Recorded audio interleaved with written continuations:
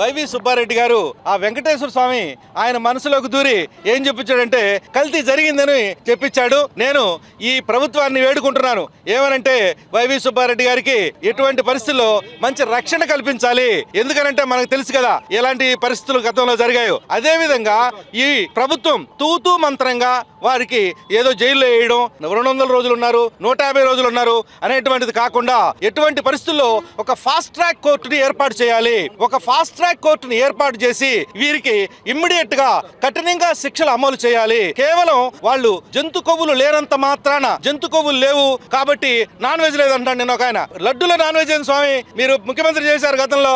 ఈ లడ్డూ ప్రసాదంలో కల్తీ జరిగింది అనేది నిజం కాబట్టి మీరు వచ్చి ఇదే అలిపిరి దగ్గర స్వామివారి పాదాల చెంత క్షమించమని ఆయనని వేడుకోండి. వెంకటేశ్వర స్వామితో పాటు యావత్ హిందూ ప్రపంచానికి మీరు క్షమాపణలు చెప్పాలి. గతంలో చూసాం మత మార్పిళ్లు, మద్యం కల్తీ, భోజనం కల్తీ, మొత్తం హాస్టల్లో పిల్లలు పెట్టే భోజనం కూడా కల్తీ. ఇంత కల్తీ ప్రభుత్వాన్ని మీరు గతంలో ఉండి ఇప్పుడు కల్తీ లేదని మాట్లాడితే ఎవరు నమ్ముతారు స్వామి? ప్రధాని మోడీ గారికి, ముఖ్యమంత్రి చంద్రబాబు నాయుడు గారికి, పవన్ కళ్యాణ్ గారికి, లోకేష్ గారికి అందరికీ మేము సవినయంగా వేడుకుంటున్నాం. సార్ ఇలాంటి కల్తీలు జరిగినప్పుడు, ఇలాంటి సనాతన ధర్మం మీద ఎలాంటి దాడులు జరిగినప్పుడు మీరు ఇమ్మీడియట్ గా పీడీ యాక్ట్ గతంలో కూడా చెప్పాం మేము. పీడీ యాక్ట్ గానీ లేదంటే బైండ్ ఓవర్ కేసు లాంటి కఠినమైన శిక్షలు అమలు పరిస్తే నెక్స్ట్ మాట్లాడేవాడికి గానీ చేసేవాడికి గానీ భయం ఉంటుంది.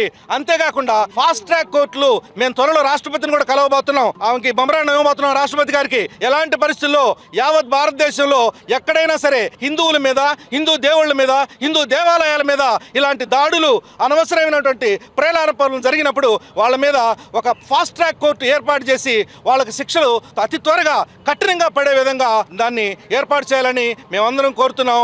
నమో వెంకటేశాయ.